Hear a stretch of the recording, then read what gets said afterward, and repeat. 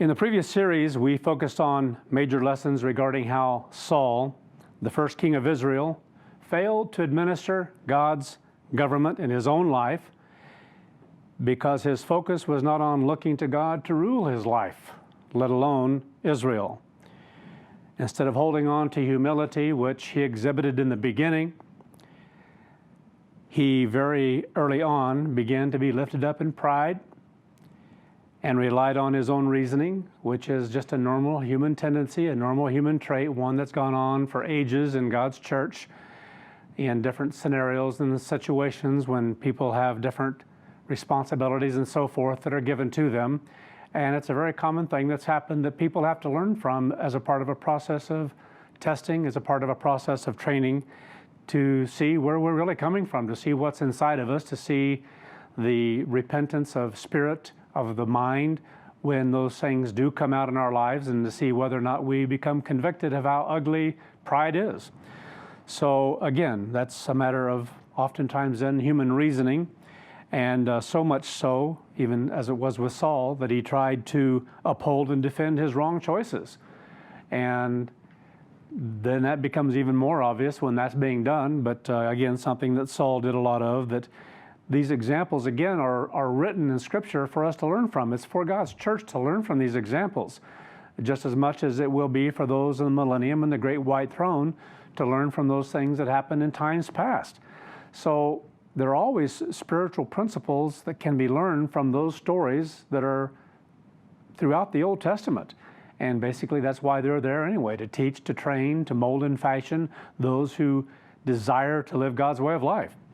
So in this new series that we started a couple of Sabbaths ago, we began looking at just the opposite kind of a spirit, which was exemplified in how David lived his life and was more squarely focused on striving to keep God at the forefront in his thinking, especially in major decisions that he was confronted with.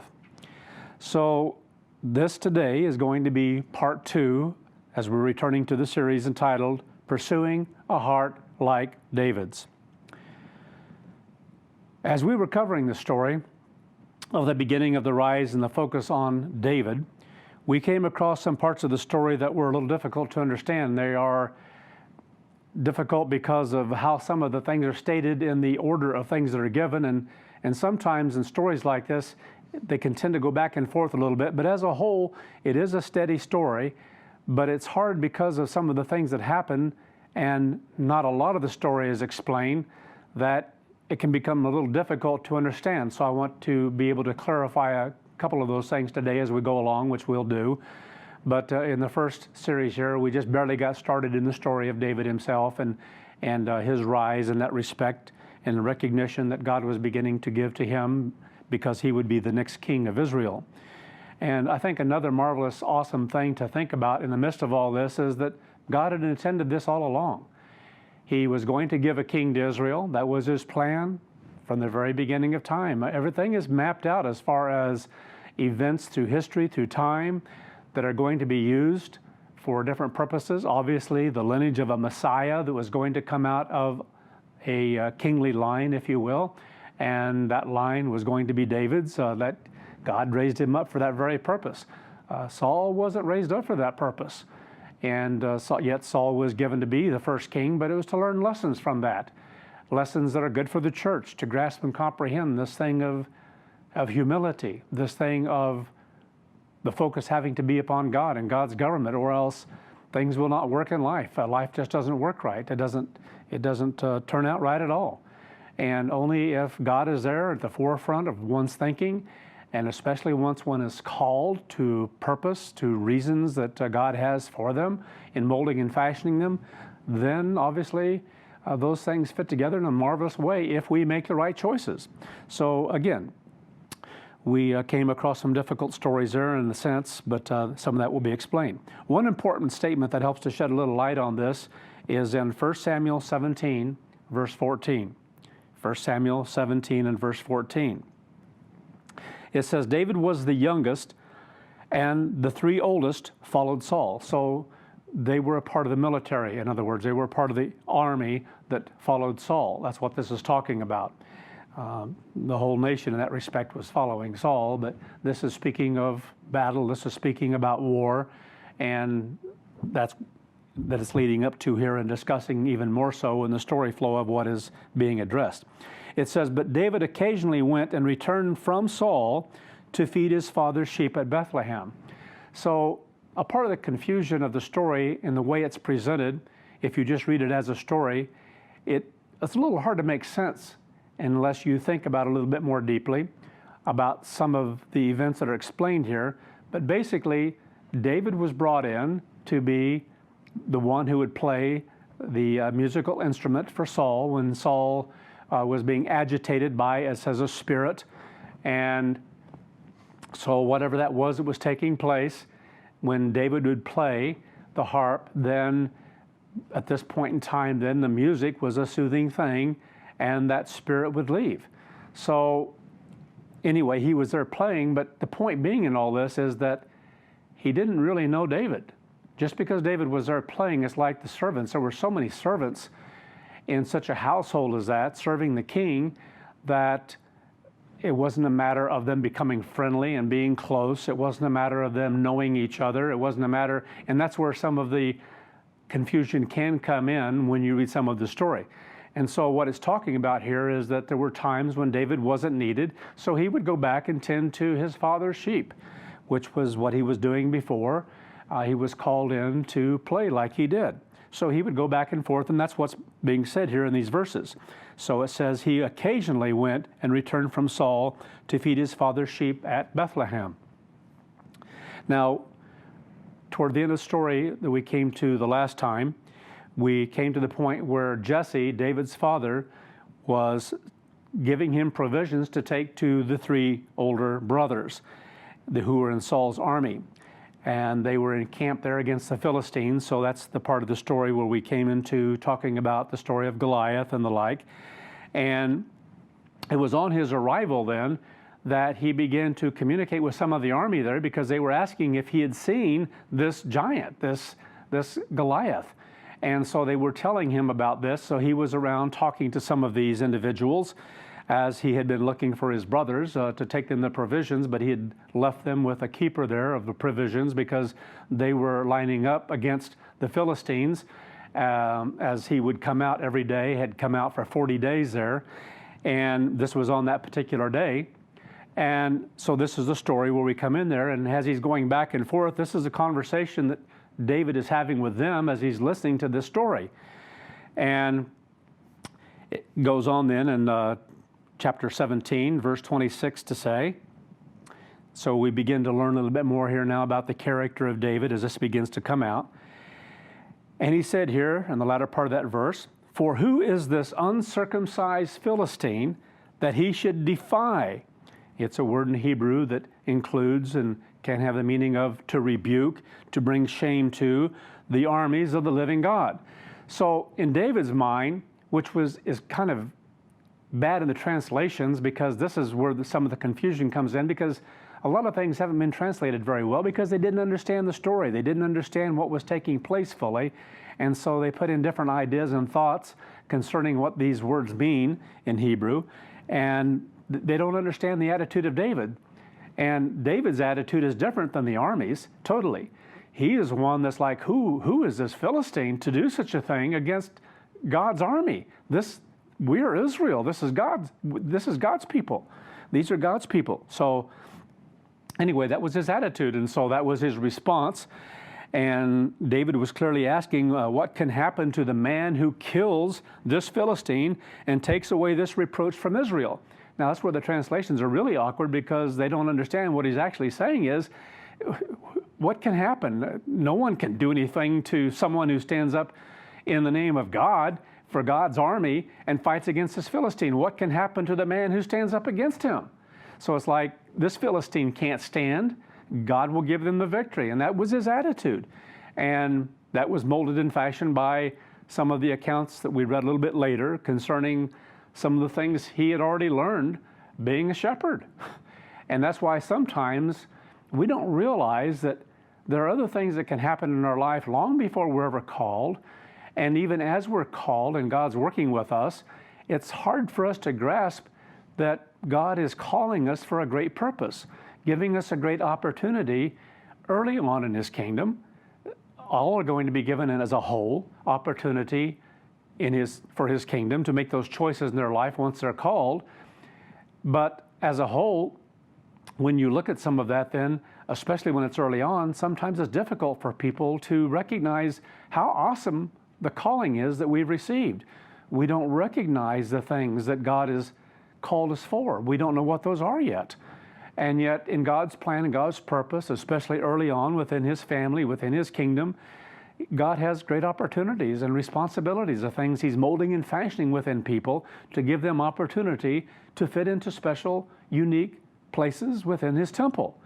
And that's early on. That's an awesome blessing to be able to be called early on in God's plan. I'd far rather be called here at this point, especially now, just before Christ's coming, and not have to be called later on, perhaps in the millennium, in the beginning of the millennium, or especially in the great white throne to be resurrected again.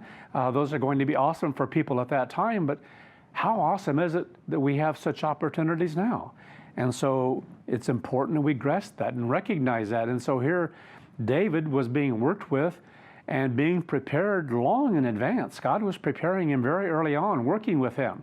And in time, more of those stories will be given to us. We'll understand even more so how much God was planning and preparing and molding and fashioning a unique mind like David's, and how David was making the right kind of choices. But God was working with him to bring him to those points in his life, to give him those opportunities.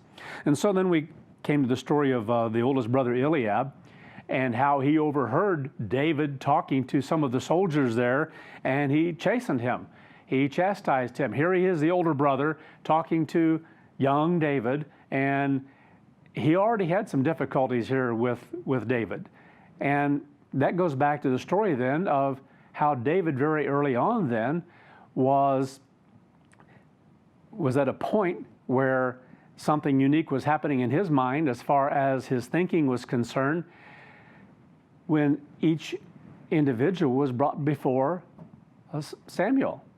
And that's a unique part of the story here, because you would think in the story here that the father and the sons knew that each one was being brought before Samuel for the purpose of being anointed king, that they knew that, and they didn't know that, and that's the whole point. Samuel didn't even want anyone to know. The reason he was there was to anoint David for the purpose of becoming the king, because as he told God, he was fearful in that respect that Saul would kill him, take his life, if he found out why he had gone there. So it had to have been presented in such a manner that he was anointing him for a special purpose. Setting him aside for a special purpose, not explaining any about what that was, but that he had been set aside for and so here it is, this young David is receiving recognition from Samuel of something none of them really understood in the first place, and that Saul wasn't fully communicating what that purpose was, but that he was going to anoint him and set him apart for special service. And whatever they might have thought that might be, perhaps later on when they recognize that here he is, he's going before the king and playing a harp, maybe that's what was in their minds, that, well, he's helping the king, he's serving the king, whatever, what we don't know. It isn't explained. But what we do know in that respect is that something often happens and takes place in families and people's lives when something of a major manner like this begins to take place. People begin to be jealous. In this case here, Eliab, the different brothers and so forth, jealousies can begin to set in because of recognition that David was receiving. So that's exactly what was taking place here. So he made the comments here, Eliab did. He confronted David and accused him of being there because of his pride and the insolence of his heart, which wasn't the case at all. Now, it's kind of interesting, human nature, seeing sometimes what happens in human nature. There was a jealousy there already. Here is the older brother having some jealousies toward his younger brother and recognition that he'd been receiving. And it's just something that kind of eats away at people. And oftentimes what happens in people's lives when they begin to accuse others, it's the very thing they're guilty of. And they don't see that in themselves, but they accuse others of the very thing that they're guilty of. And so here it is. He has pride. He thinks he should be honored more. He thinks that he should be recognized, or should have been recognized there, especially when Samuel was there at that time. Here he is, the oldest brother, so in his mind, he should have been recognized, but he wasn't. And then he talks about the insolence of his heart, and that's the way he began to look at David. And what a sad state of affairs, that things happen in people's lives and families. It happens within the church. Our history is one that is filled with times of jealousy and envy that people have had toward one another, toward others who thought they should have been recognized. And because they weren't recognized, they begin to look down upon the one or ones who are recognized. And that's a hideous thing that begins to take place. It begins to eat away at people. That's what jealousy does. It eats away at people on the inside, and their thinking then isn't right toward others. And the attitude toward them isn't correct. And they can begin to accuse in their own thinking then the other person or another person of the very things that they're battling with, because they just can't see what's inside of them in their heart. So this is exactly what was taking place. And again, they didn't recognize, they didn't know that he had actually been set apart to become the next king of Israel. They didn't know that. So you need to understand that in the story flow here. So David simply turned away from his brother and continued talking to the soldiers in the same manner as he had before. So this is what he did. He had been talking to them, and he just, when his brother Eliab was there and had corrected him or chastened him, he just turned away from his brother and continued talking to the soldiers as he had before, basically saying to them the same things again. So verse 31, it says, "Now when the words which David spoke were heard," well, what words? The same words again. "Who is this Philistine to stand against the armies of the living God? And what can happen to the man who goes out and stands against him?" It was like somebody should go out there and stand, because nothing can happen to them if they'll just do that. So that's basically what he was saying. But they weren't having any of that. No one wanted to go out there. They were afraid of him. And so those words of what he spoke then were reported to Saul.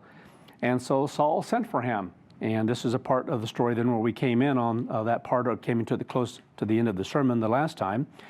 But you know the account there where David convinced Saul then of his desire to go out and fight against Goliath, that he could do it. And he convinced Saul, especially after telling him about the story then of how he'd guarded his father's sheep, and on different occasions then had killed bear and lion and grabbed a hold of them by the beard underneath, the hair underneath their chins, and slaughtered them.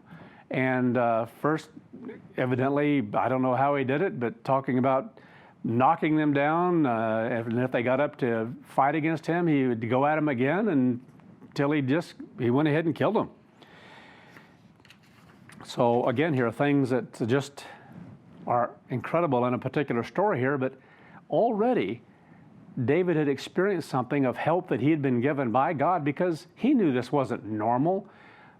He knew that he'd been given favor. He looked to God for help to be able to do these things when he did them. That became obvious in the story flow here, that God gave him help, and he recognized that. And this did something in his thinking then, especially when it came to a matter like this. So something was already working with him earlier on, and that led to what came later. Verse 36. So he says, "Your servant has killed both lion and bear, and this uncircumcised Philistine will be like one of them, seeing he's expressed reproach to the armies of the living God."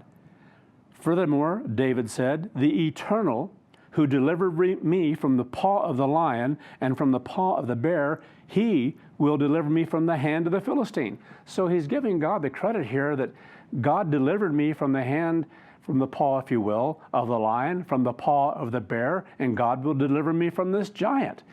And so this was moving to Saul to see that kind of attitude, and God was working in his mind as well to lead David on to accomplish what he was going to accomplish.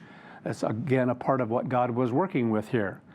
So we're going to pick up the story where we left off, as David had picked up 5 smooth stones and was going out then to stand against Goliath. He'd already tried on Saul's army, couldn't carry it. So he just had his pouch and the sling that he had and went out after Goliath, right, to confront him. So in verse 42 now, picking up the story here where we left off.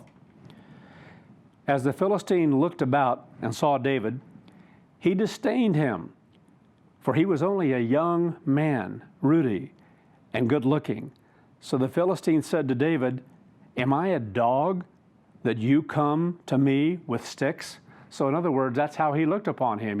You're coming after me, and you don't have any weapons, you don't have any armor, and who am I that you come out at me like that? And the Philistine cursed David by his gods. Then the Philistine said to David, "Come to me, and I will give your flesh to the birds of the air and the beasts of the field." And so he told him, "Come on, I'll do you in, take you." Now, most people, this is going to scare the tar out of them, but not David, because of that attitude and spirit that he had, because he saw God, and God blessed him with that kind of attitude. God gave him the courage, the strength of mind to go ahead, because of past experiences that had been molded and fashioned already within David, to take such a stand as this and to go out against the giant. Knowing, he felt in his mind, in every whit, if you will, that he was going to have the victory. Verse 45, so David said to the Philistine, "You have come to me with a sword, a spear, and a javelin, but I come to you in the name of the Eternal of hosts, the God of the armies of Israel, whom you have defiled." And so, again, that attitude, God was at the forefront of his thinking. That's what he believed with all of his being. And because of that, that's why he had the kind of speech that he did with Goliath. That's why he did in the camp with the soldiers. That's why he did with Saul, because he was adamant about this, that what can happen to anyone who stands for God. And again, that's how much more should we have that kind of mind and desire to have that kind of thinking, that kind of thought, to, just as the title of this sermon talks about here, pursuing a heart like David's, to want to be able to have that kind of mind that stands for God, that puts God at the forefront, that recognizes the calling we've been given, that who can stand against God's people? And it doesn't matter what it is, whether it's on a spiritual plane or a physical plane. That doesn't mean we're not going to have battles or trials or suffering in life, because that goes with the territory. There are some things we go through in trial or a battle, and David had a literal physical battle here, but he had the confidence as he went into it, where others were fearful. They didn't even want to do it, but he did it. And so you have to have the actions that follow that kind of mind and that kind of thinking, and that's the mind of David. So that's why what an incredible thing for him to say as he approached the giant like that and said, basically, "I come in the name of the Eternal of hosts, the God of the armies of Israel." Now, we don't speak like that when we go into the different battles we have. We may in our prayer to God, we can pray to God about those kinds of things, that he give us that kind of strength to have that kind of a mind and to have that kind of confidence to know who we are. I mean, after a time, we should know who we are.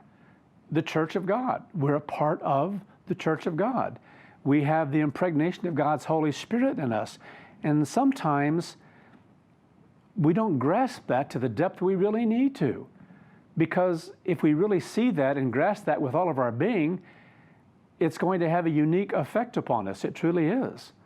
It's going to have that kind of response in our thinking that gives us a confidence in itself. We are a part of God's church. And to recognize how awesome that is, to the degree we do, is to the level of strength we can have inside of us in our thinking. And that's what we strive for. That's what we want to have. That's that kind of attitude and mind of David.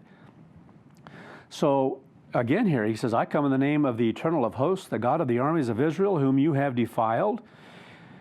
In other words, in whom you have rebuked or brought reproach and shame on. "This day the Eternal will deliver you into my hand, and I will strike you down and take your head from you." Incredible confidence that God had given him. And so there are times we can go into battle, and that's why whatever battles are in front of us, we're to look to God and pray to God and ask God to give us the strength to go through it in a right way for the right purpose of whatever it is He's doing in our life, to yield ourselves to that. So he said here, today I will give the carcasses of the camp of the Philistines to the birds of the air and the wild beasts of the earth, that all the earth may know that there is a God in Israel. So again, a unique thing, an attitude here that was done in a physical plane to teach us lessons on a spiritual one. And again, how much more for us in the church to grasp our lives are in God's hands, and we go forward, we fight, we're to stand faithful to God's way of life.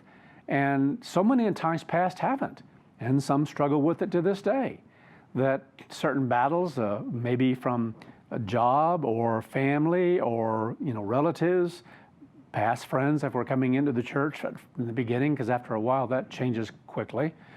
And so our ability to stand in those cases when they come up, to know that if it's for the right purposes and the right reasons, and it's a matter of God's church, it's a matter of being a part of God's church, that some of this is coming toward you, all the more reason to stand tall and to stand firm and to look to God to help you in fighting the battle, because He will help you.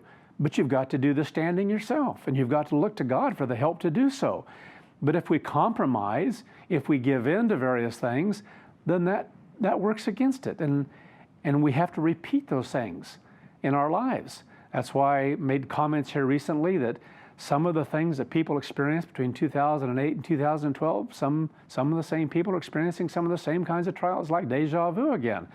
Maybe a little different, but they're some of the same kinds of trials.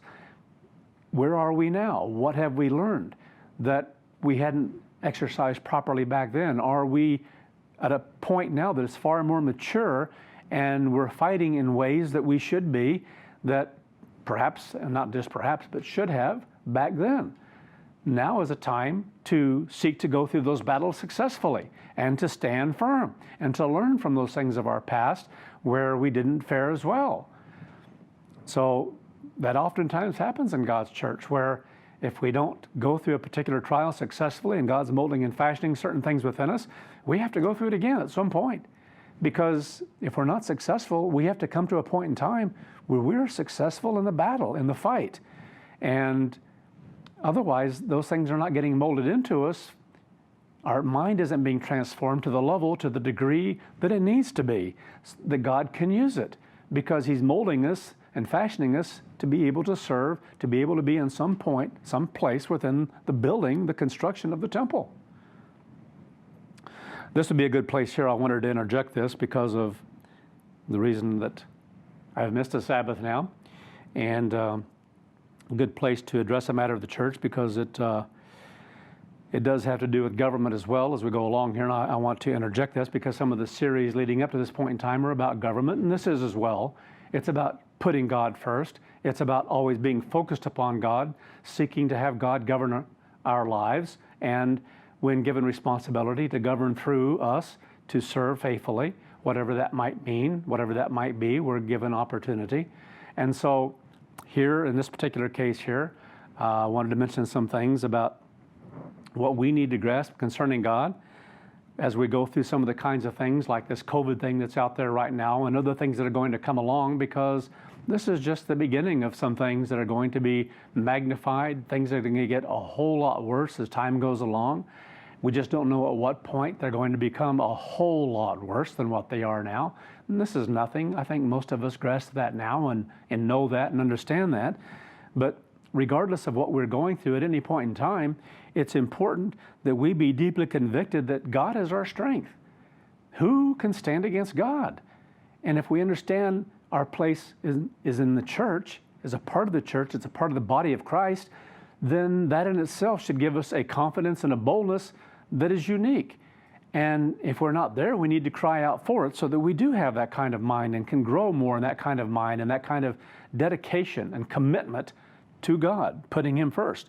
God is our Petra. What an awesome thing to understand. So much of the scattered church still doesn't know about this place of Petra that they're going to be taken away to, looking at a physical deliverance type of thing. Well, God in a physical world will give us physical deliverance, but it doesn't have to be in a place like that in a country like Jordan, a literal physical place that is supposed to teach those things that are spiritual to us.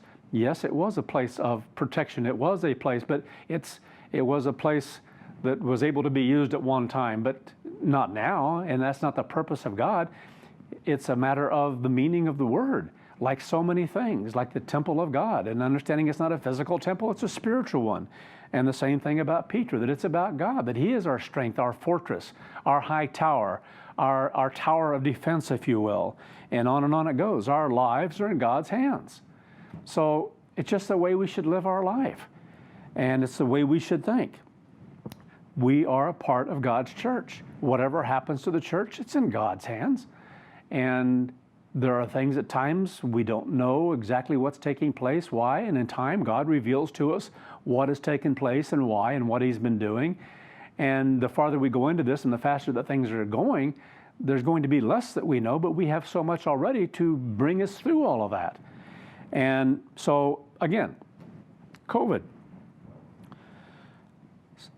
Since we're talking about some of that, I wanted to read through some things here that I wrote down that I want all the church to know and understand, and I thought this would be the best place to do it within the context of a sermon rather than an email going out. And wanted to mention a little bit of this. But no matter what we go through in our lives, it's like my getting COVID. Just because something happens to you in your life doesn't mean you're not faithful to God, doesn't mean you're not serving God faithfully. God allows certain things to happen to us. But there was a time in the church when people felt that if certain things happened to you, that somehow, if it was a physical thing, a physical ailment especially, physical sickness of some sort, that somehow this was a matter of not being obedient to God, that somehow it was actually stated so often to people, you have sin in your life. Well, mystery, we all have sin in our life. So if that were the case, we would all be sick all the time. So again, we were in an immature stage during some of those things that had to do with looking at doctors and people afraid to take medications and so forth, and all the other kinds of things that were associated with that are associated with some groups in the world because they tend to be physically minded in these things. And they don't understand. They don't understand God and technology and how God has given us that for our benefit and that we can benefit from those things. So if we really took that to its extreme, it'd be like, people not being able to get glasses because if you needed, God gave you what you needed, to use glasses it'd be like being a sin. That's kind of what it was like. Like the one person asked me one time, is it okay to have Novocaine when I'm going into the dentist to help deaden some of the and I was like, he didn't see the humor at the time, I don't think, but I told him, well, it's either that or bite the bullet. And anyway, that's the bottom line. It's your choice. Pain or no pain, it's there for our use. And what a blessing it is to be able to have something like that you just have a little shot and it's there. People try different things throughout history. That one works the best. But anyway, there are all kinds of things like that have been a lack of maturity, and we've grown so much in those things over time. So again here, I've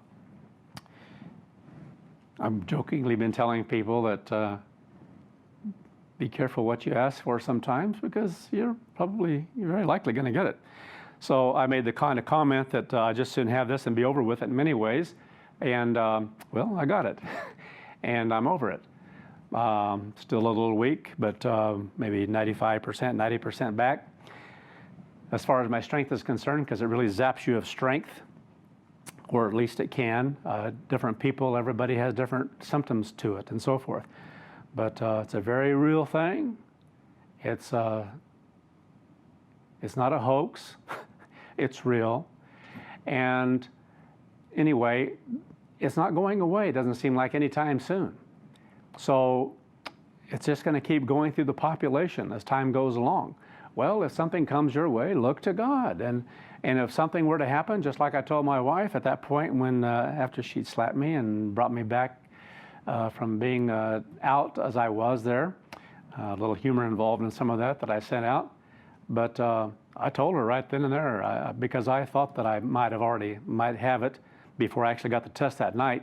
That afternoon, I had sent into an email to the doctor and letting him know some of my symptoms and that I felt because of my conditions in my past and so forth with my heart that I probably ought to get checked to see if I do have it and where should I go. And so anyway, that became no need for that, even though they did let me know later on. But the point was that I had the test that night and it came back as positive. But told her right then and there that if it came to the point, if I had to be put on a ventilator, I didn't want to be put on one. Just, my life's in God's hands. And that when it comes to that, something of that, to that degree, that far along, people have to make choices in life as to God's intervention, especially in the church. And mine was that my life is in God's hands. And so that's where we are. And whatever happens to the church, it's God's church. And there are things that are going to come to pass in time here that we're not going to understand or know, different times here in people's lives and things but we are God's people and our lives are in God's hands. And that's where you place them at baptism. And you couldn't ask for a better place. What an awesome place to be. So there is that confidence and that boldness that people should have in that. And we should pray about, especially if we're confronted with a trial or going to go through a trial or trials are in front of us, because we're all going to go through some. No one's going to be immune from this when it begins to happen. When things happen to this country and things happen around the world, it's going to be a horrifying time. And we can know about it, but you don't know it yet. And it's like trying to talk about the apostasy before the apostasy occurred. There was no understanding to the level and the degree of how bad it was going to be until people were far into it. Well, this is a physical thing that's going to be far, far worse than what we can grasp and comprehend. But there's nothing to fear in the midst of all that, just as David here. And what a great sermon to be going through at this time, thinking about that mind and that attitude, because we're God's people, and our lives are in His hands. And so whatever He has planned for us, we've been so blessed already, and we're going to be given so much more in God's timing, in God's way.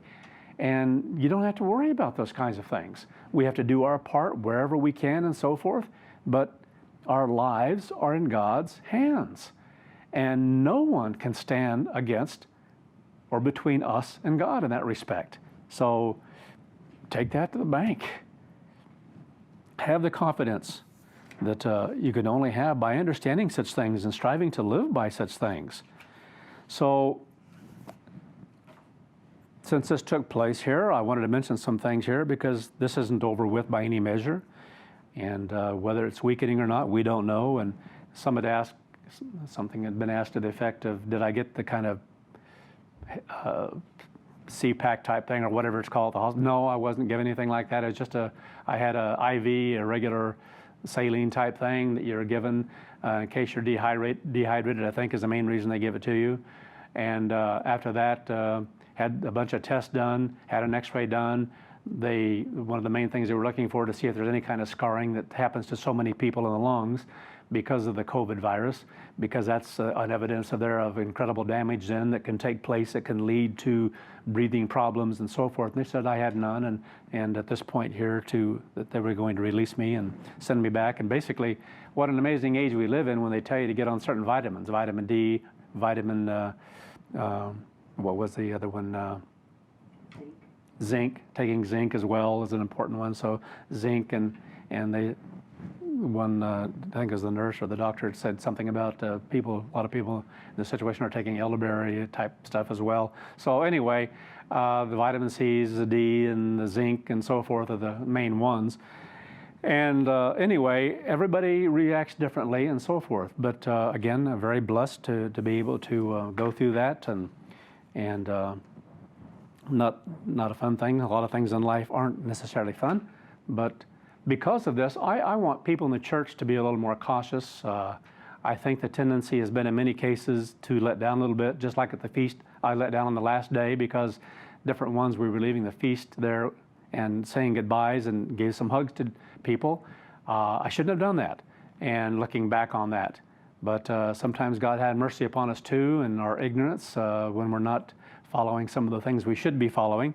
So again here, I want to read through some of these things that I desire, that this is a matter of government and things we need to live by as far as the church is concerned. So concerning new meetings for hall rental locations, there are not going to be any new meeting hall rental locations unless already approved through a minister. So in all the areas out here as a whole, unless something's already been pre-approved through the ministry, we're not going to have any hall rental type of locations at all until it's deemed that it's okay to do so.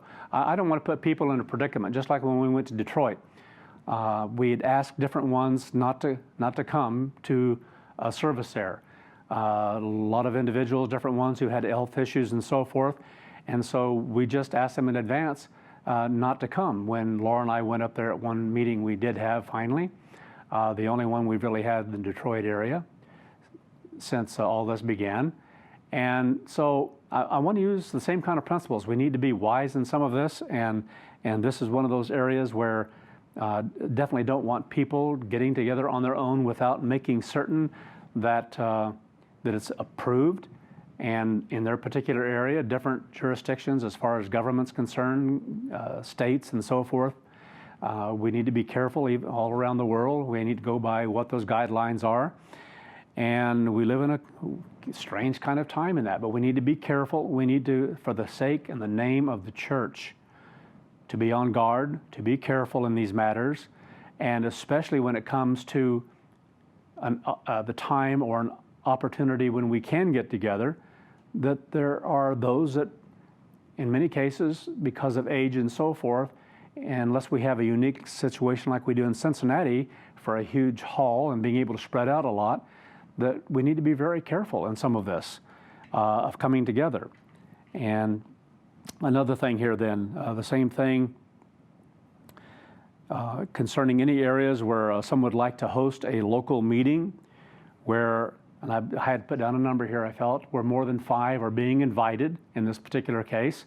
So in other words, if there are 2 in the home or 3, then 5 more, obviously 8 total. But where any more than 5 are being invited, you need to do, before you do have such a meeting, you need to do what should have been done when everyone was told to begin planning for different locations for the feast this year.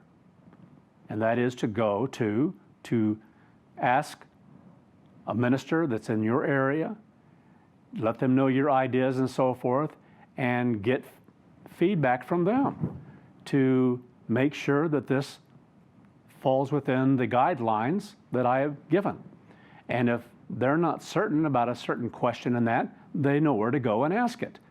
And as a matter of government, I want to make sure too that people in all areas, because I alluded to this in, I believe, that sermon a couple of weeks ago as well, but we need to follow the order of government within the church. If you don't follow the order that God has established, then you're really, there's reasons why you're not doing things that way, and you need to examine those in your life.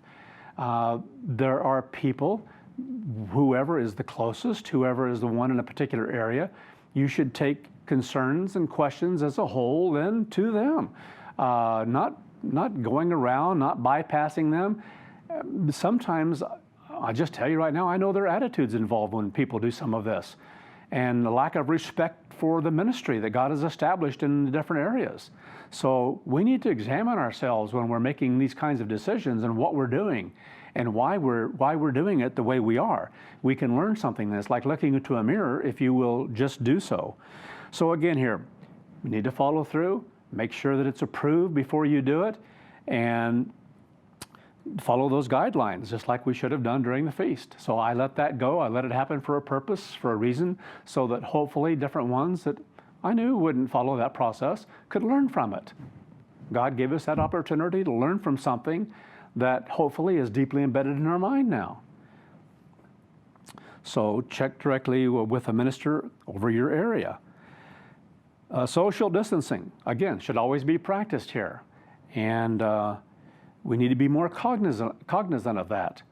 You don't want to be responsible for passing something along to someone else. You don't want to be responsible for hurting someone else. You need to do your part. And if there's a slow process where people are becoming immune to this in a slow method here because of what do they call the herd, whatever it is. Anyway, because of so many people out there who have it, you're going to come across it. You're going to breathe some air at times, and when it's really a low amount, your body may begin to build some immunities to it. If you get too much at one time, it seems like sometimes people get a harder dose of it, and it can really do people in. So again, we need to be careful. Love our brother. We've always known that this matter of setting ourselves apart from others is a wise practice when not feeling well, and following those guidelines. So again here, social distancing, we need to be more cognizant of that, aware of the distance between one another when visiting with different ones. No hugging, no embracing, no hugging, no shaking of hands. And we just need to follow different guidelines like that to do our part. And it's just wise. It's a matter of wisdom. Just like different things we've done, my wife and I, when we've gone out, every time we go out different places, we put on the mask and go into a store or whatever it might be in a group of people, and use the sanitizers on a regular basis after we come back out. And yet you can do all those things and go through everything, and you can still get it. And it's still being passed around, and it's going to continue on that way for, looks like, a long, long time. So again, we need to be careful, we need to be wise, and we want to protect the church. It's one of our main goals should be to protect one another, to protect each other. And if you're one of those who has medical issues, breathing problems, and simply can't wear a mask without causing those problems to be agitated or magnified, make sure that you have your conversation with others at that 6 foot distance at least. Don't get too close in the conversation. People don't know if they're carriers and don't know if they've been exposed to something and may not be sick themselves with it, but could be a carrier and pass it along. Those things happen, so we need to be careful. Another one, if areas are given the go-ahead to meet, whether by a larger meeting with a hall rental or one that's hosted by a smaller group, there shouldn't be any potluck type meals. So I want to make sure that we're not having meals in that respect as far as potlucks or anything like that. We haven't been doing that in Cincinnati, and I just don't feel like it's a good thing for people to do in those particular things if it's closed in, unless it's a really small group that 5 or 6 could get together and have a meal together. That's one thing, but I'm talking about a meeting together where on the Sabbath and so forth. So people need to be careful and not relax too much. Sometimes when people are meeting together in homes, they're letting down a lot and not wearing masks in some cases at all. So again, only if you're eating and you've been given permission for that kind of thing, a go-ahead for that kind of thing. But as a whole in the church, we're not doing that. Not going to do that. If people go out and eat together someplace afterwards or on some other day of the week, that's fine. But Sabbath services, we need to be more protective of the Sabbath service itself and those of us who come together on the Sabbath or on the Sabbath day. And if some get together in a home outside of a Sabbath service environment, then it's fine to come together in a meal as long as people practice stringent cleanliness. So again, there's one thing to be applied to a Sabbath service environment and people who are in a home together, if there's just a few of them together during the Sabbath. But if someone during the week or late Sabbath, after Sabbath is over, they're getting together, or the next day or sometime during the week, and they're getting together for a meal, it's fine to do those things, but you need to practice very stringent cleanliness and utensil and plate placement, proper social distancing and so forth, providing hand sanitizers and wearing a mask when not eating. So again, people need to be careful how they're doing things out here. And again, just use wisdom. And if Laura and I come to visit in an area, we're not going to have any large gatherings of people going out to eat. And if there's an exception to that, we'll let people know in advance because of maybe size or the health of the group or whatever it might be. But as a whole, I don't want to place people in those environments, those situations, primarily for the name and the sake of the church, the protection of the church. What people do on their own, apart from Sabbath services, on their own out there, not an organized matter of the church, then that's a different matter. You have that freedom to do those things on your own, and doesn't carry the name of the church in that particular case of a church function. Sabbath services, things that revolve around a home environment where people have come together for a Sabbath environment, that's another matter. So again here. So anyway, I just wanted to interject those things within the midst of the sermon here because of battles that we go through, things that are going to come our way as time goes on. Again, we don't know the speed of which some things are going to accelerate in the world around us. But just like this COVID thing, it doesn't seem like it's going to go away anytime soon. It may be around for a long, long time. Others may get it to different levels and so forth. And again, those are battles that are going to be in front of us that we may have to go through. And if we do, we do. So again here, unique time in which we live in some of this. And we need to follow the guidelines that the church gives to us and the Sabbath environment especially. So I wanted to interject that here. So again, these things go back to an attitude of David and our mind toward God and understanding our lives are in God's hands and keeping God at the forefront of our thinking. So in 1 Samuel 17, continuing on here then with the story of David and what he did here, he confronted Goliath here, and again, interjecting here that he said, "Today I will give the carcasses of the camp of the Philistines to the birds of the air and the wild beasts of the earth, that all the earth may know that there is a God in Israel. Then all who are gathered here shall know that the Eternal does not save with sword and spear, for the battle is the Eternal's." And we need to understand that in the church, especially if it's relating to the church, even more so to God's way of life, to the church, to whatever it might be, in whether it be job, family, relatives, whatever, then this should be in the forefront of our minds. And to recognize that whatever battles are there that are in front of us, they're God's. We are in God's hands. God cares for us more than we can comprehend. He desires to fight battles for us. And so it's a matter of our thinking toward God that we yield those things to God. We do our part where we can, but knowing all along, this is God's.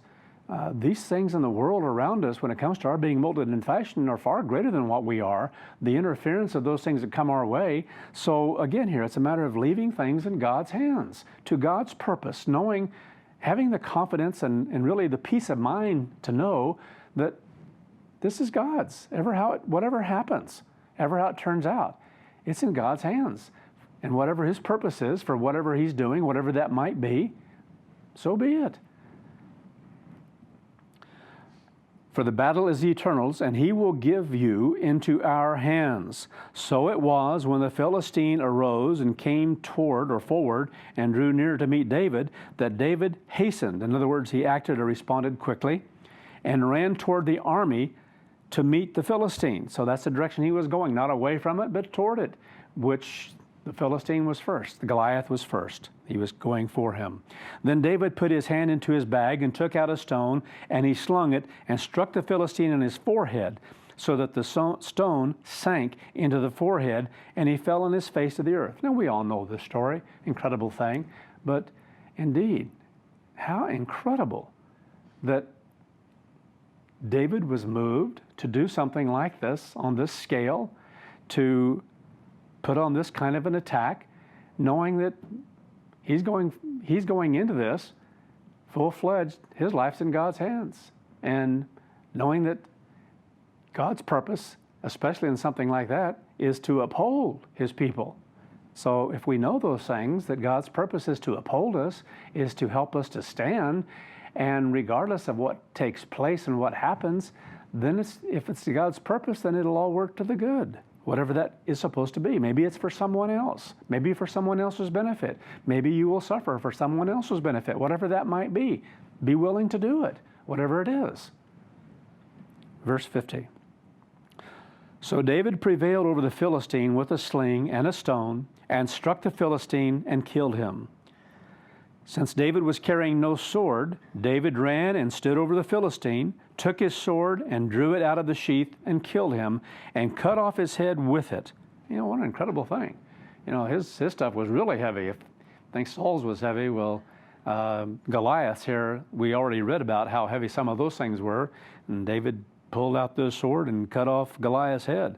And so when the Philistines saw that their champion was dead, they fled, because they knew no one can stand up against this man. He's a giant. He's been trained in the art of war, and evidently, obviously, had that reputation as well. That's why he was sent out there, to be in the forefront.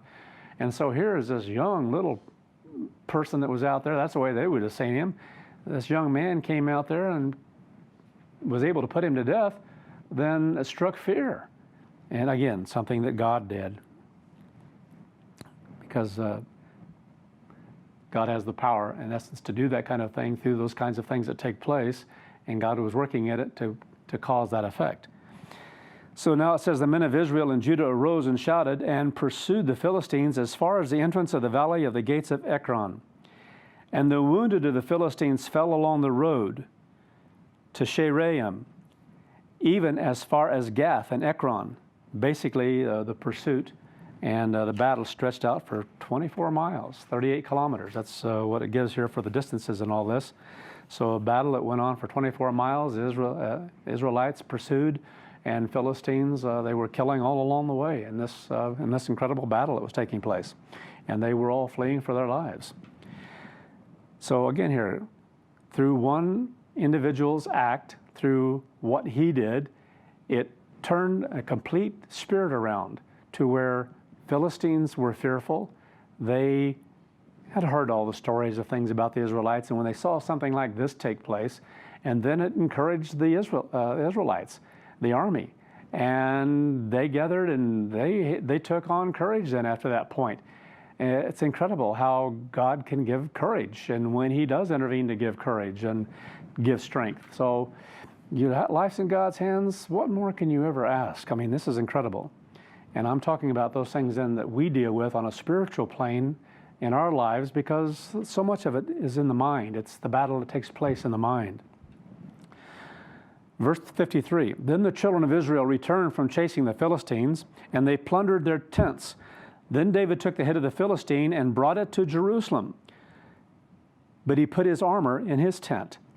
And when Saul saw David going out against the Philistine, he said to Abner, the commander of the army, Abner, whose son is this young man? Now, he had already been playing before him music, but he didn't know him. Kind of goes along with the territory of someone lifted up with pride, and you have these servants and you don't pay them any mind. They're just there to serve your every whim, whatever you need, whatever you want. You don't get to know them, and a lot of times through history, servants haven't been treated very well. They're looked down upon, and so they're not the ones that you look to in that sense of being friends with and befriending. And so he didn't even know who he was. And Abner said, as your life lives on, O king, I do not know. So the king said, find out whose son this young man is. Then, as David returned from the slaughter of the Philistine, Abner took him and brought him before Saul with the head of the Philistine in his hand. Then Saul said to him, whose son are you, young man? And David answered, I am the son of your servant Jesse, the Bethlehemite. And then going on now in the next chapter. So again here, when you read through the story sometimes and it's something that's given like this, it's difficult to understand, well, why did he have to send Abner? Why did he ask Abner who he was? And why didn't he know who he was? He had been playing a harp for him all this time, and yet he didn't know. So again, just reveals the mind, the character, or lack of it, of Saul in this case. 1 Samuel 18, verse 1. Now when he had finished speaking to Saul, the life of Jonathan was bound toward the life of David, and Jonathan loved him as his own life. Now there was an incredible bond that took place from this moment on that Jonathan had toward David, because he so respected, so admired what David had done. He was so encouraged by it that he took a liking to him in a very unique way here, and God blessed him with that kind of a bond and oneness, a unity of friendship from that point forward. And it says, Saul took him that day and would not let him go home to his father's house anymore, so he wasn't able to go back and forth and tend to the sheep. He kept him there. Then Jonathan and David made a covenant as a league, the word means here. They allied themselves together in this particular league, if you will, an incredibly close bond and friendship, because he loved him as his own life.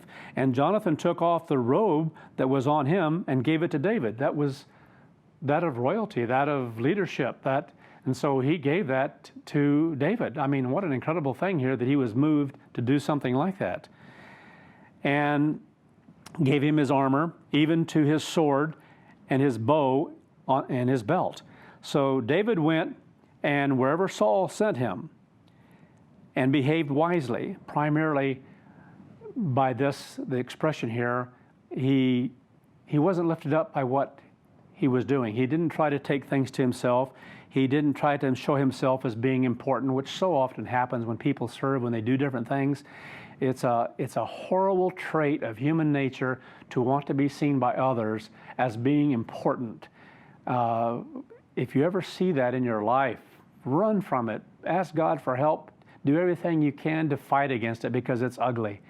To be seen of others, to be looked upon as others as being important. It's a sick, sick spirit. It's repulsive in every way. It works against God. It works against God's spirit. And it's something we should be on guard against, because it's a way of human nature. It's a way of the human mind. And if it reveals itself like that, need to see how ugly it really is, because it's destroyed a lot of people in God's church. It really has. A lot of people have succumbed to that, given into that, never conquered it, never come to deal with it. And it's a horrifying thing that takes place.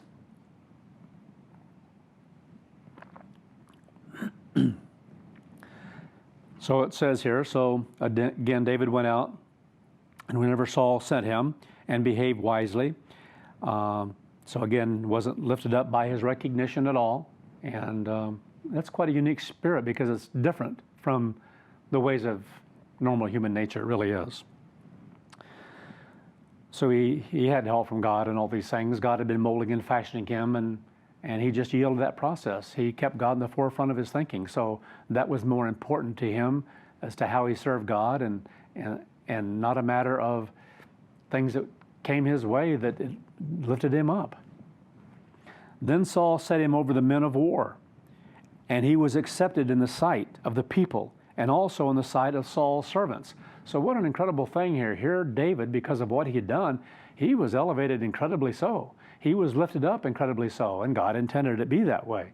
So that the servants of David's house, of Saul's household, looked up to David. They admired him, and so did the army. After everything that had been done, he had all this recognition of what he'd done in killing Goliath and basically being at the forefront of the spearhead that led to the defeat of all the Philistine army. An incredible slaughter that took place. And so it goes on to say here, and of course, and Saul gave him that recognition as well then, at that moment, because of what he had done, moved by that for a time, began to regret it later on, because of his carnal human nature, because he just didn't recognize he did something that seemed right at the time and was good and right, but it began to eat away at Saul. Verse 6, because he was filled with pride. It was about self. It was about himself. And this begins to come out more and more. And people who begin to be eaten up with this, if they don't receive recognition and this thing of being important, he was the king after all. He didn't have to do anything. He didn't have to prove the point. He was the king. But sometimes for people, it isn't enough. And that becomes really sick. And that's happened a lot within the ministry in God's church. That to serve in such a capacity is an incredible honor in itself, to work with God's people, but to do it in a wrong way, and to do it because it focuses on self and strives to bring honor to self, that's just a perverted, sick mind. It's not of God's Spirit at all. anyway, we're to learn from those kinds of things because it's in our history. Verse 6, now when they were coming, as David was returning from the slaughter of the Philistine, that the women had come out of all the cities of Israel, singing and dancing to meet King Saul, with tambourines, with joy, and musical instruments. So here they are returning, and then notice what it said. So the women sang as they danced, and they said, Saul has slain his thousands, and David his 10,000s. Well, that didn't go over too well. And people sometimes become jealous of those who serve under them. And that's a horrible thing. Sometimes even parents have become jealous of their own children. And generally such jealousy is not easily hidden. So whether it be done by someone, I think of the past, I think of a lot of ministers that got caught up in such things, of jealousies and so forth. And I think of parents especially. You think, of all things, when you work with people, when you're blessed to be able to do so, whether it be one's own children or others, if a person has different responsibilities to do so, then you want them to excel because really you benefit from that. And what an incredible benefit for parents.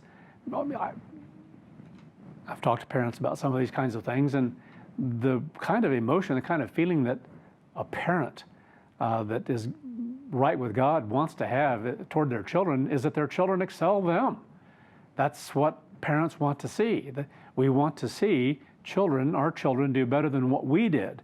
So that's beautiful. That's an awesome thing. And you benefit from that then in a very powerful way. And the same thing comes true when it comes to any kind of service or the opportunity to work with others, perhaps on a job to work with people to help train and so forth. But sometimes even there, people become jealous because someone is doing so well and they begin to be envious of them, of what they're doing. And it's like, this is taking away from you. No, if you're doing your job well and you're giving out different responsibilities, it elevates you. You're blessed by that result as well, but sometimes because of human nature, people begin to be jealous. I threw out a couple of examples. I think of one time in West Texas, something that happened the first time we were sent out. I was an associate pastor out there, and in this particular case here, experienced this several times, many times over. But there was the one instance I thought I would just refer to you just to show you how eaten up people can become. In one occasion, the pastor was transferring to another feast site, and anyway, because of that, different ones coming into Tucson then, which we were assigned to, I'd been called to give a sermonette, which there were so many ministers and so many different ones out there already, different associates and so forth, coming into different feast sites. That was an incredible honor at that particular time. But the minister, I can't remember the reason why now, but it fell through as far as the transfer was concerned. And when he was going to go, and the assignments had already been given for speaking, it was killing him that I was going to speak and he wasn't. And he made a big issue of it with headquarters, which was fine, but you could tell it was something that was just eating him up, eating him alive. And you think, why do people get in those kinds of situations where they let jealousy begin to intervene and people think they need to have something? But anyway, those kinds of things have happened over and over again, and I could tell tons of stories there. But I think of one other one that happened in the Cincinnati area. Take a little bit of time to tell this. I don't know how many people in the Cincinnati church area were involved in this at this time, but we had one year when I was an associate pastor here where we were trying to raise money for the church at that particular time. The church was in need of funds, and so a lot of the churches were trying to figure out different kinds of work projects and parties that they could have. And so different ones were organizing various things, and we had something in this particular area that was a matter of making fruit baskets. And they were in the shape, the side of the basket was cut out of wood in the shape of a duck. And it had a wooden wing on it on each side. So as you looked at the side of it, you could see the image of a duck. And then at the bottom, there was a base and then some slats that went across the front and the back of the duck that held the fruit inside the basket. So it was piled with grapefruit and had bananas and oranges and a big old pineapple that stuck out the back with the tail that added to it as well.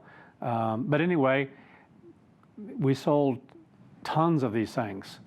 And that particular year, it was 4,200 that were sold. And so it made a lot of money for the church and a lot of money for the YOU program locally. And the South Church was the primary one involved in making them in the beginning here. And after it was all over, there was a big function one night. We didn't call it potluck back then. I can't remember what we called it, but we couldn't call it potluck because that was, what word would you use for that? It just wasn't kosher. That was too demeaning to call a function in the church like that a potluck meal. So I'm not sure how food was organized, but it was organized and people brought different food in and so forth. And this is at a time when the ministry had to set up on some tables and risers that were higher than the rest, and had to have the china, crystal, and different things, and people serving, and it wasn't an enjoyable time. But they had a presentation afterwards. The local elder there and some of the people who had worked, the primary ones who'd worked on the project, had done something that they wanted to make a presentation for because of the project that had just been completed, of all the success of the money that had been raised from all the work that people had done. There was a lot of work that went into this in both the North and the South Church. But to make a long story short, what had happened was several of them had gotten together, the fellows had gotten together, and they had cut this walnut tree in somebody's yard and sliced up some wood that came out of it. And so they went through this lengthy story of the duck they had made out of walnut. And I remember one of the slats, and maybe even two of them, had part of a bullet of a I can't think of the old type of rifles that were used, musket. And anyway, it was in the tree, so they just sliced it with some of the wood that was used in it. But anyway, this whole thing was made out of walnut. And they had done a great job on it, put a little plaque on the thing there in recognition of the success of the project, and they wanted to present it to me. So there at the thing, they were told they could go ahead and have this presentation, but the pastor didn't know what the presentation was all about. Anyway, to make a long story short, when they had presented the basket to me and thanking me for the project because of what we had done and getting it going and so forth, then they came up next with I guess you could call it a plaque. It had a thing written on the side of it as well, thanking the local pastor there. But it wasn't a basket, it was just one of the sides of a duck. And anyway, to show you what jealousy can do, it so riled up the pastor there because he looked at this thing after he was given that, because I was given the basket first. He was given the one side of a basket, just the duck, the image of it with a little plaque on it, and it was handed to him.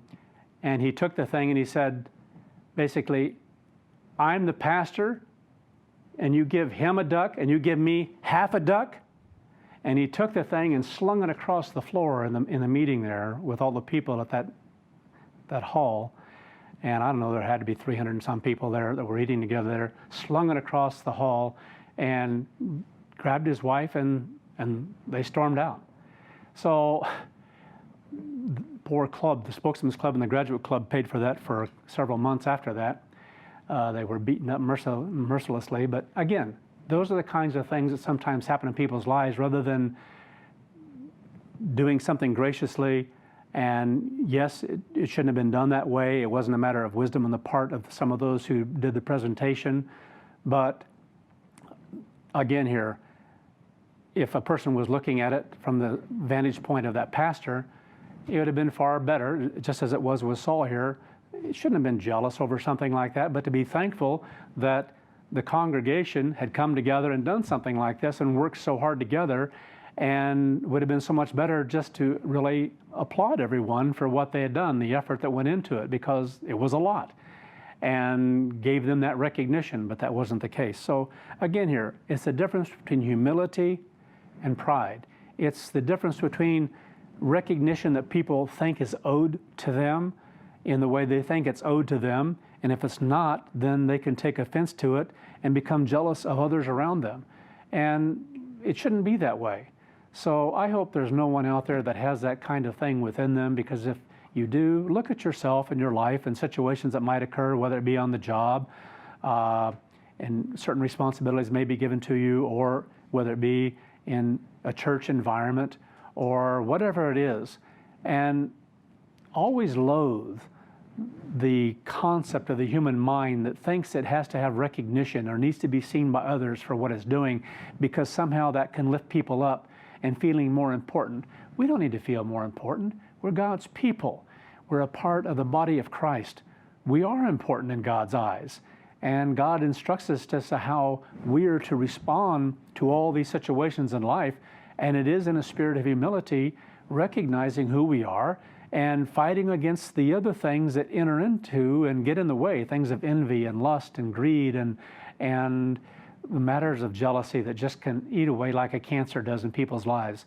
And as I said, I could go through from the beginning of coming into the church in 1969 and name you church after area after church area, and all kinds of instances within deacons and deaconesses and elders and pastors and on it goes throughout the church, of people who have had incredible jealousies toward one another and haven't wanted to see people excel and do better than what they did, or what they were doing, or whatever it might be. Things that happen in life sometimes where people just don't think right. Saul fit into this category, and it's written here for us to learn from, so that we can see how ugly something like this is. So again, when he heard this, if you know human nature, you know what's likely to happen. It would take a unique individual to hear something like this. Saul has slain his thousands and David his 10,000s. Well, this could have benefited Saul, but it didn't, because he didn't have a spirit of humility. He had a spirit of pride. And again, that will destroy people every time. So returning to this last verse, verse 7. So the women sang as they danced, and they said, Saul has slain his thousands and David his 10,000s. Then Saul was very angry. It's like the one who threw the duck across the floor and stormed out. What a horrible thing for someone in God's church to do towards others, to make others feel ashamed, to make others feel lowly, to make others feel not wanted, not loved, not cared for, not nurtured, and so forth. And anyway, it says, and the saying displeased him. So he said, they have ascribed to David 10,000s, and to me they have ascribed thousands. You know, it's like, I get a duck, half a duck, he gets a whole duck. I think, what a goofy thing over something so small. But it can move people, it can rile people up, and jealousy can just eat away at people and destroy them inside. And to me they have ascribed thousands. Now, what more can he have but the kingdom? Well said, because that's what was coming, the kingdom as well. So Saul eyed David from that day forward with jealousy. He was jealous. And he looked at ways to punish, to hurt, to discredit him. And I've seen that happen in God's church over and over again. People who have tried to keep others down, or to keep others away, or not to have any recognition, and because they don't want to be outdone themselves. What a sick mind. What sick minds when people give in to such human nature. Verse 10. And it happened on the next day that the distressing spirit from God came upon Saul. And he prophesied inside the house. So again here, what this means fully we don't know, but saying things that that's not of God in this particular case here, but certain things that were taking place here, because this is from an evil spirit, a distressing spirit. So David played music by his hand, as in times past, and there was a spear in Saul's hand. And Saul cast the spear, for he said, I will pin David to the wall. But David escaped his presence twice. You think, how horrible it can become in people's minds that hatred, jealousy leads to absolute hatred. That kind of mind, I think of things that happened in recent times, and some of the things that have happened in the local church here, of how it hasn't been that long back now that people had jealousies, but not just jealousies, because they actually had hatred. And later on, some of that hatred began to come out, and some people in the congregation received the blunt end of that. They were already being treated in certain ways that reflected hatred, not love. And you think, how can such a thing exist in God's church? Well, it can't for long, because either the individuals repent of such things or they eat them up inside. And so often what has happened in times past is it's eaten people up inside and destroyed people and disqualified people in the sense of not being able to continue on any longer. In other words, God's not going to use them anymore, because just like with Saul, God told Saul, in essence, or told Samuel, he wasn't going to be able to use him anymore. He wasn't going to give him of his spirit anymore. And he'd been cut off from his spirit and is going to be given to another, his help. So the same thing happens within the church, has happened over and over and over again. There are things that God can work with and mold and fashion. He can work with a humble spirit, but he can't with a spirit of pride. And when pride gets in the way, and jealousy begins to enter in, because that's what follows. People begin to be jealous of others. It exists to this day, not on as high a level, but there's still jealousies that exist, and people have to fight those things. But sometimes, every once in a while, a jealousy will emerge, and you hope and pray that people get a hold of it quickly, because if they don't, the next thing to follow then is that jealousy begins to eat up inside, and people begin to have hatred, not love toward others, but jealousy leads to hatred of others. And this is what was happening to Saul, even more so. So Saul just got to a point where it's being eaten up more and more inside, to the point he tried to kill David. Now, Saul was fearful of David. Now, you have to understand what it's saying here is fearful of David. He wasn't afraid of David. What he was afraid of, this particular word here and the way it's being used, there was this sense of David receiving recognition, and this jealousy has a type of fear, this kind of fear in it, where you don't want others to look to him, and that's what was taking place, and he didn't want that. He didn't want others looking up to David. So he feared that more was going to be taken from him in the sense of prestige and honor and people looking up to him and what he wanted. He wanted to be seen as important. But if David was receiving that, then that just ate him up, and so he was fearful of that. So it says here, so David was fearful. Saul was fearful of David because the Eternal was with him, but had departed from Saul. Therefore Saul removed from him from his presence, and made him his captain over 1,000. And he went out and came in before the people. So here, as far as the army, Saul's army, he wasn't any longer over the entire army, but he was over the captain of 1,000 in this particular case, which was directly associated with Saul in the sense of those that would be sent out to represent Saul directly. And so David was the head of that, but no longer over the entire army. So in this particular case here, he's captain over 1,000, and he went out and came in before the people. Still, David behaved wisely in all his ways, and the Eternal was with him. So again here, David didn't do this as he worked with as a captain of 1,000 to lift himself up, to parade himself in front of others. Though he was coming in and out of the city, leading this group of people, he didn't do it in a way that reflected an attitude of haughtiness, like so many people tend to do with human nature. They want to be looked up to and kind of puffed up as they know that others are looking to them, and they lavish that. They want to bathe in that. And again, that's the wrong kind of mind and spirit to have, one that God can't work with. Therefore, when Saul saw that he behaved very wisely, he was fearful of him. So Saul saw that spirit and that attitude in him, that because of the way he was, what happens in a case like that? Well, people look to him all the more. You know, when people want recognition, people generally know that. When you're serving for the wrong reasons, when someone is doing something for the wrong reasons, people are oftentimes aware of that. And so the relationship isn't exactly the same. And so again, things that have happened in the times past within the church, and those things happen. But individuals that will humble themselves and do things in a humble attitude just because it's done out of love and care, out of service, then they're esteemed more. Well, Saul recognized that difference of what was taking place and how people were looking up to him.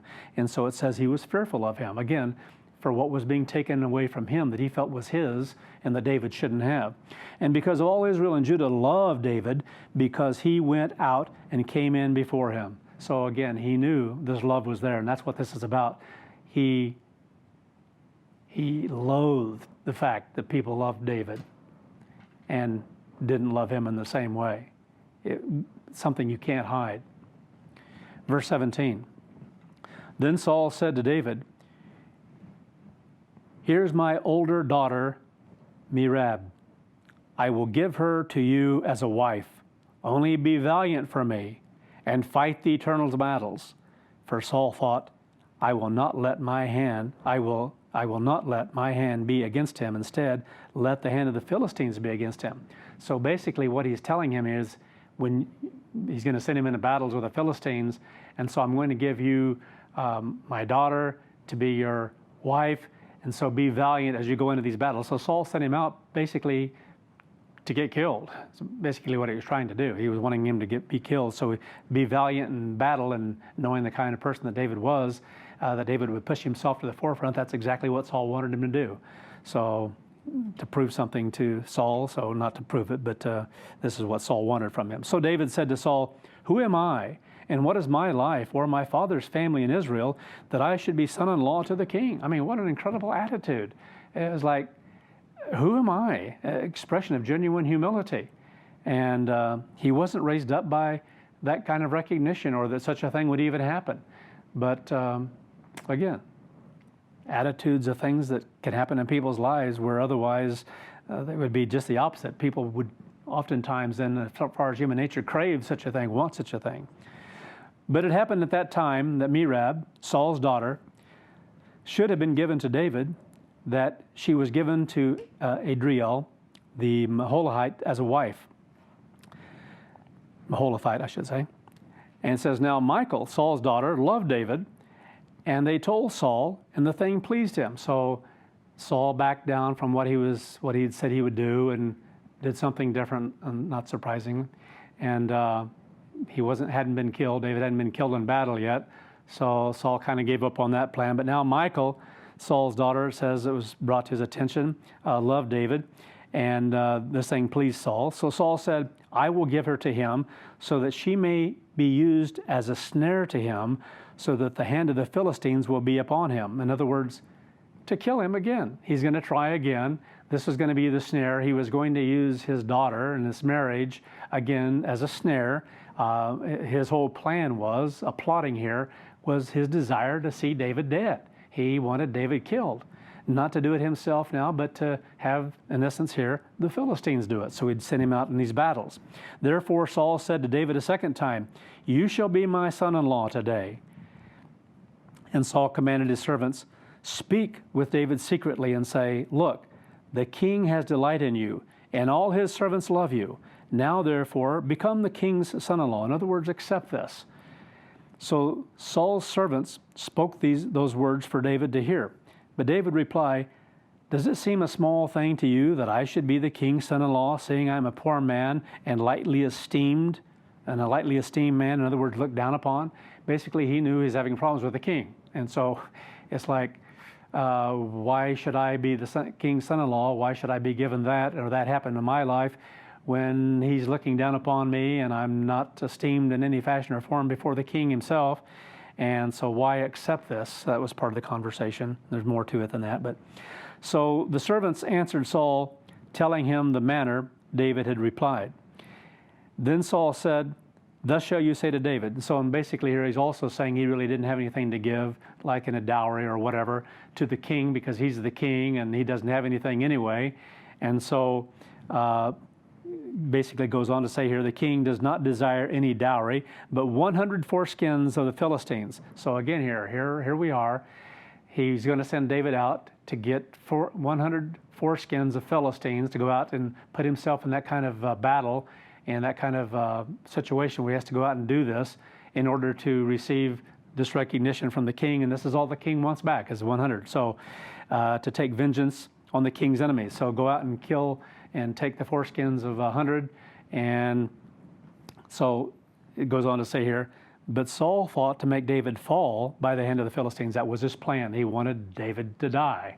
So again, here, this cunning and planning and plotting that he was doing. So when his servants told David these words, it pleased David well to become the king's son-in-law. So he did desire to have her as his wife, and he accepted that payment. It wasn't a dowry he had to give at all.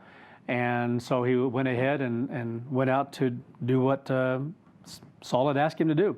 So at that time, as the time had not yet expired, David rose and went, he and his men, and killed 200 men of the Philistines. So not just 100, as it says here. And David brought their foreskins, and they gave them in full count to the king, that he might become the king's son-in-law.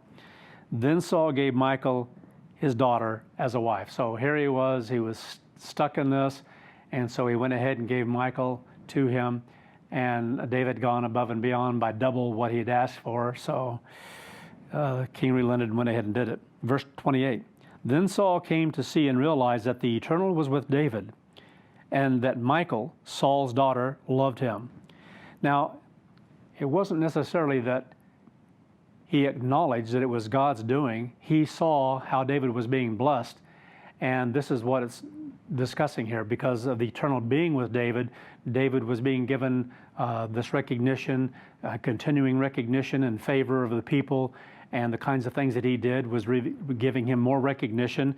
And so this is basically acknowledging more. This is the Eternal's doings in David's life, and this is what, again, repeating again what I'd stated before, Saul saw these things and hated it. So again, not that Saul was able to grasp and comprehend what God was doing. And that Michal, Saul's daughter, loved him. So he recognized these things. He didn't like that either. He didn't like the fact that his own daughter loved David more than basically him. So Saul became even more fearful of David. So again, it wasn't a matter of him being, it was a matter of what he saw himself as, and the recognition he felt was being taken away from him, that David was, in essence, in his eyes, stealing from him. So Saul became David's enemy continually. Basically means for the rest of his life. And that's the way the story goes. From that point forward, he was always his enemy. David was treated that way by Saul. What a sad state of affairs, because these kinds of things have happened in God's church. We can read through a story like this, and it just doesn't hit us in the same way. But if a lot of you look back in life and you look at different kinds of situations, and I can think of many of you out there that know full well what I'm talking about, of things you have experienced where you've experienced this kind of hatred from others, not love. You think in God's church especially, there would always be love, a care and concern for others, for the welfare of others, a desire to see others do well and excel. And when we see those things, we should rejoice in the blessings that others have in their lives. But too often what's happened is that people have been jealous of those things and come to a point, rather than loving them, they've actually come to a point where they're jealous, envious, and really a spirit of hatred toward them. And this isn't something that's just happened a little in God's church. It's happened a lot. And for that reason, I think of the scripture that talks about the love of many wax cold. That's talking about within the church, with Laodicea and the things that happened that led up to the apostasy, and the kind of mindset that existed in people, where there was competition and jealousies and things that were taking place.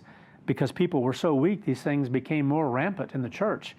And it's a horrible state of affairs to think something like this can happen in God's church with God's Spirit. The reality is it really can't happen with God's Spirit. People are cutting themselves off from God's Spirit when those things are happening. And that's the problem, and that's the reason the church became so incredibly weak and the apostasy actually occurred.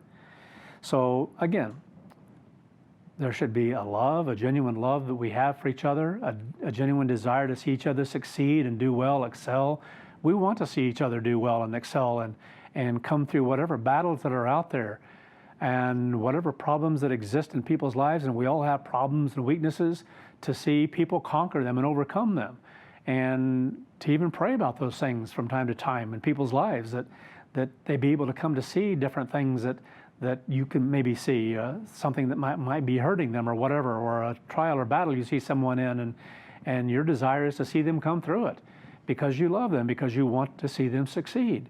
So too often, though, other things get in the way, and people learn to, have jealousies and other things that have been eating them up for some time.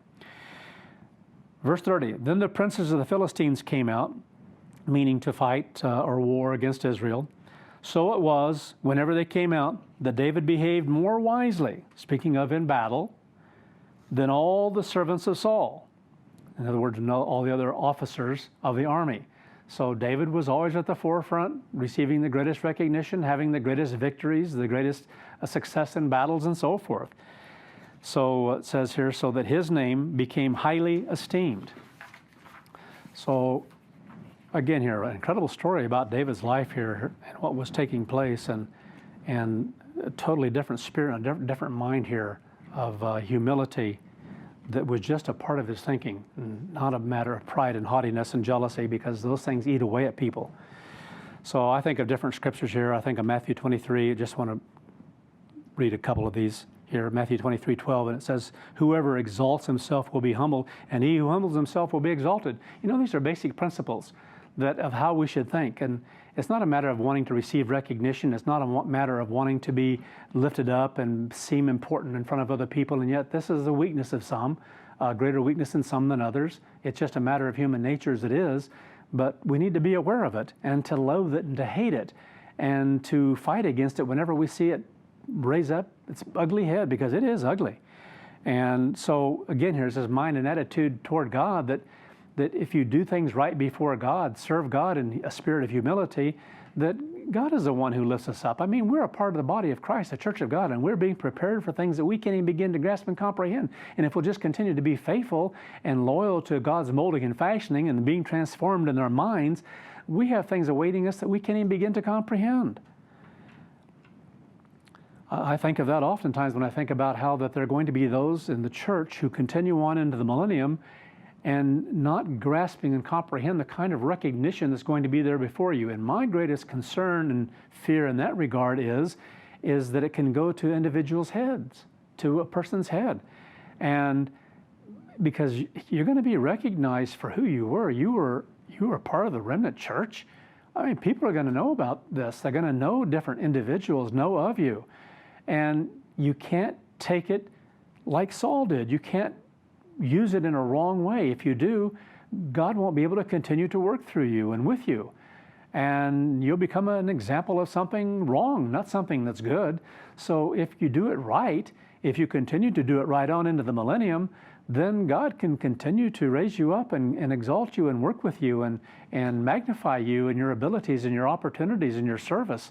And we should do what we do because it's right before God. God will take care of everything else. And again, it's an awesome part of being a part of God's church and the things that God has planned for us. And that's far more valuable than anything that a person can achieve and have in human life. I mean, really, on your own abilities is what I'm talking about. 1 Peter 5 and verse 6, it says, humble yourselves therefore under the mighty hand of God, and he will exalt you in due time. So I think of the millennium, in due time. So we continue to fight, we continue to battle. We need to recognize who we are, that we are God's people, that we are to stand tall in that and stand strong in that and look to God to lead, guide, and direct us and to serve him with humility and meekness of spirit. And as we continue to yield to doing things God's way and putting God first in our life, God exalts us. He has so much planned for us. We shouldn't do it for what we're going to get out of it in the future. We should do it because it's what is right.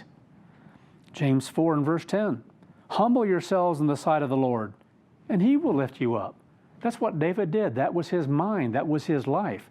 And again, all these verses, when you go through and read scriptures like this, they should ring out so powerfully to us because this is what this is all about. It's about a mind and an attitude of humility toward the great God of the universe and a right mind toward and about ourselves, of seeing what we are, who we are, of recognizing how small we are, but being so thankful that God has called us something to so great, so awesome, so incredible beyond our understanding.